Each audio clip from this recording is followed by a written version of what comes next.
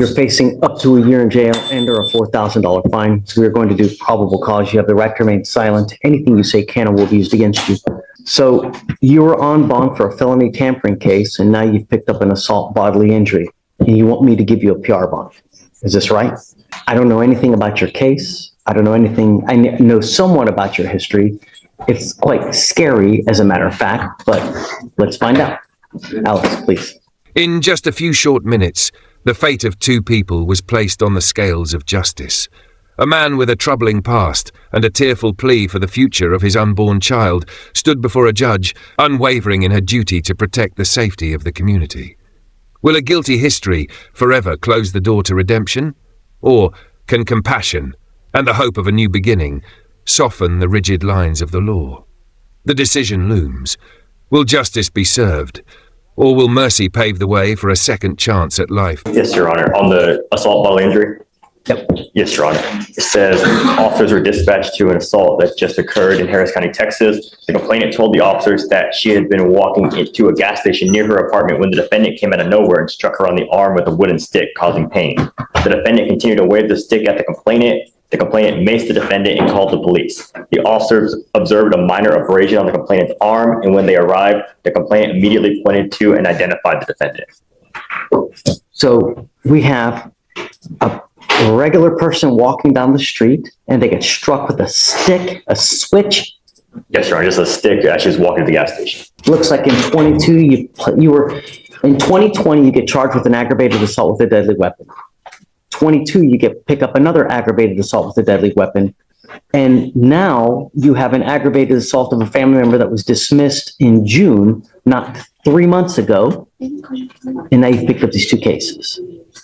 Sir, this I had two head injuries. As you can see on my right side, my left side.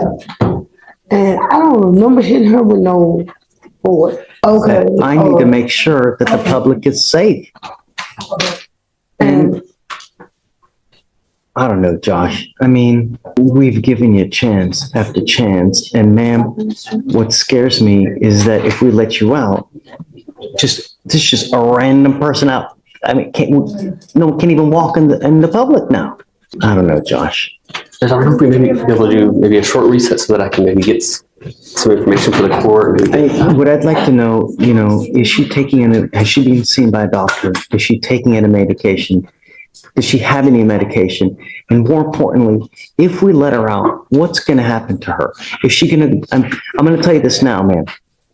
I'm not giving you a PR bond so that you're going to be just walking the streets. If you have a place to go, if you have a loving home to go to, perhaps. But until I know that, and I know that if you're taking in the medication or you're supposed to, and that's going to happen, then perhaps. But I'm not letting you out to walk the street. Okay. So find that information and then we can. Okay. Okay. Thanks. I'm really unhappy with you, Mr. Waters. When does it stop? 14 theft cases you have in your background. You're now charged with your 14th theft case. 14. How old are you? You're 21 and you have 13 prior theft cases? I see that, Jillian, I see that a lot of them are like kind of bunched up. There's like at least 2 different patterns of 4 theft cases that are all together. I don't know what that's about. I mean, I haven't done a deep enough dive into his cases, but what's going on now is that your lawyer wants me to give you a PR bond. I know that you're asking me, please, but the problem is, though, is if we let you out, are you going to pick up a 4th case, perhaps a 15th theft case? I know that you're going to tell me little bunnies jumping in the woods, that of course it's not going to happen. I'm going to have a halo. I know that's what you're going to tell me. Look, I got numbers. I got witnesses. So, Your Honor, what he's trying to say is that he understands that all of these pending cases involve the same gas station, the same officers. And we'll be looking into the contact that's made between him and those officers in all those cases. But he has been out of trouble, with the exception of what happens on this property. And even, like I said, even the PC with this theft case it's not in this court, but it's shaky in my opinion. And also the evading as well, Judge, that I was originally on. He's backing up from the officers. He's walking slowly. When the other officers get there, he's still at the location. He didn't evade, I would argue. But it met PC, and so we're going to fight that. But it's not an evading where he just took off running. 13 prior theft cases. Who do you have in your life that's out to help you? I got my baby mama. I got a baby on the way, you know, and I've been staying out the way. Oh my Lord. You have a baby on the way. I've been staying out the way, I promise. Mr. Waters is expecting his very first child. Him and the mother are together. She's very supportive. She was here last week when he was initially arrested. So they're working together Let me to ask you this. create a life for their Do you family. want your baby to be like you? I don't even want to be like my dad. I promise. Where's your dad? I don't know. Somewhere in Katy. Been on my own side, I was 12. I've been home, you know, I understand about them deaths, what I used to do back then, but that's not going All on. these are from 23 and 24. What do you mean back then? This ain't been going on though, like just ever since I came home, when you gave me the PR, I ain't been doing none of that no more. I just been staying out the way. And these same officers just keep on harassing me, jumping out on me, and I can't even go to the store to get you have the same officers that keep listen, when you're trying to think of something to say, you're not listening. If you know that you have the same officers that are coming after you over and over and over, yet you continue to go back to the same gas station over and over. Jillian, Judge, I mean, I'm sure it's probably a condition of his felony, but a condition can definitely be that he has to stay away from the gas station. That seems to be his only, like, the only thing I see that he has done is that he either lives around there or he continues to believe that because they sell him things that he didn't have any issues, that maybe he is or is not allowed, we don't know, to be there. To his knowledge, he is allowed. But that seems to be the only thing he's done wrong since I've represented him.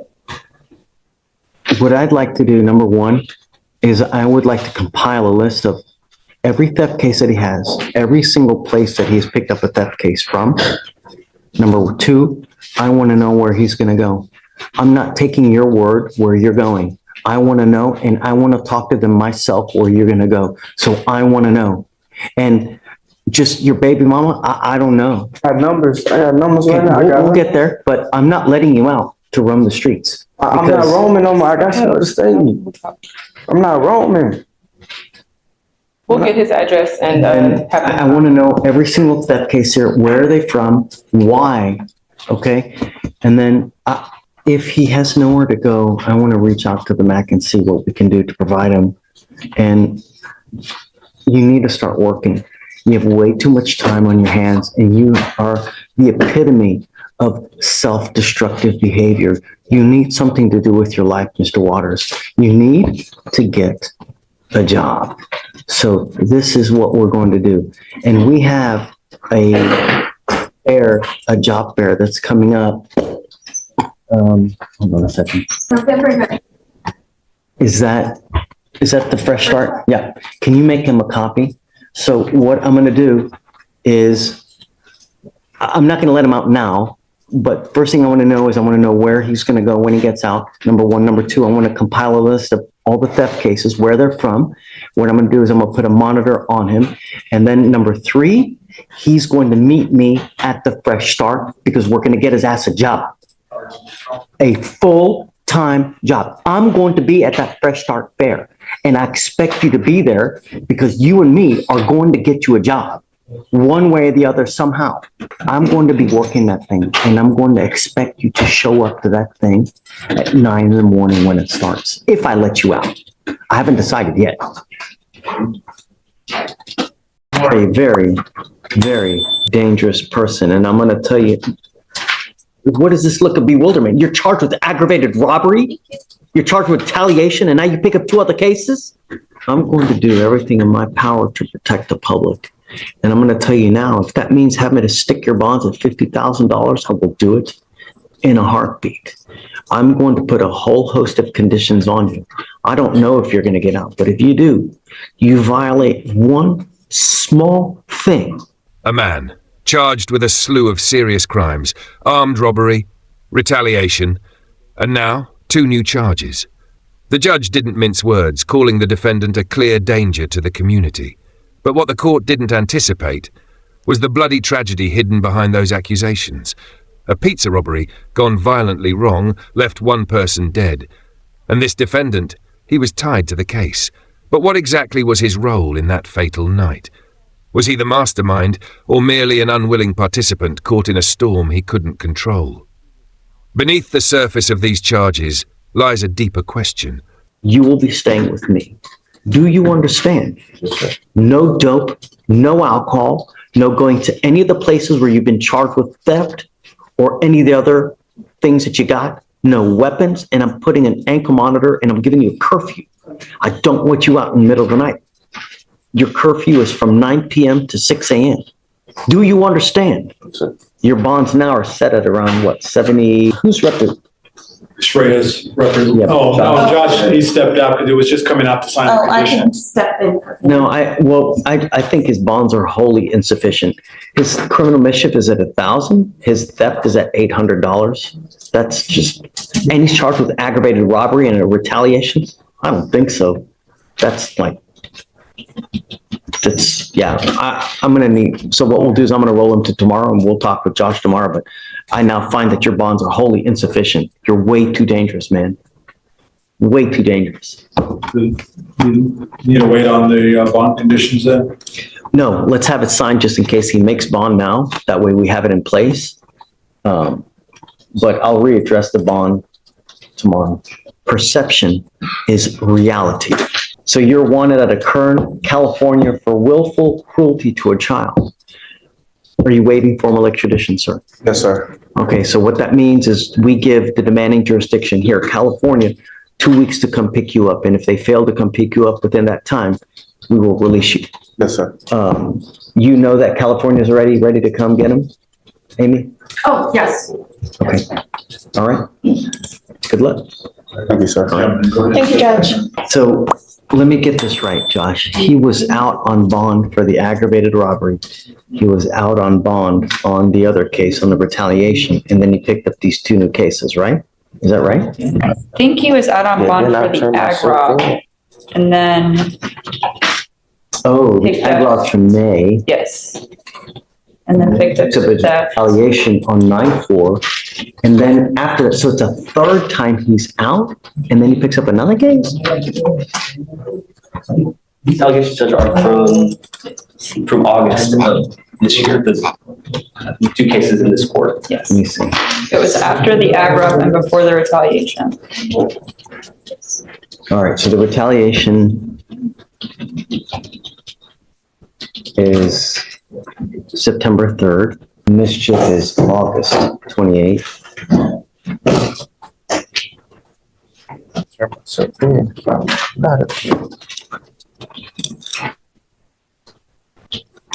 Theft is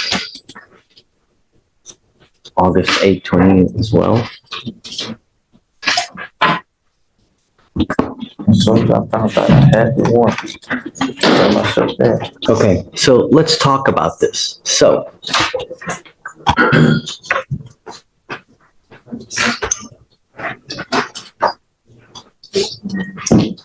officers get a call that a robbery has occurred. Complainant stated to officers 2 defendants later identified as Defendant Marshall and Defendant Ronald Waters, which was our other defendant from the other day, right? Remember Ronald Waters from yesterday? Hereinafter referred to as Waters and Marshall walked into a store, destroyed a glass partition, which was $300 to replace, and walked out of the store with 3 vapes and other stuff. Sodas, and complainant stated both defendants walked in at the same time. Waters came up to the counter stating he wanted to purchase a t-shirt located behind the counter. While that was happening, Marshall attempted to come behind the counter, but the complainant was able to stop him. He reported that Marshall then came around to the front of the counter where Waters was. that he was distracted by Waters, who purchased a t-shirt, opened the packaged shirt, and seconds later wanted a refund, which he gave him the refund.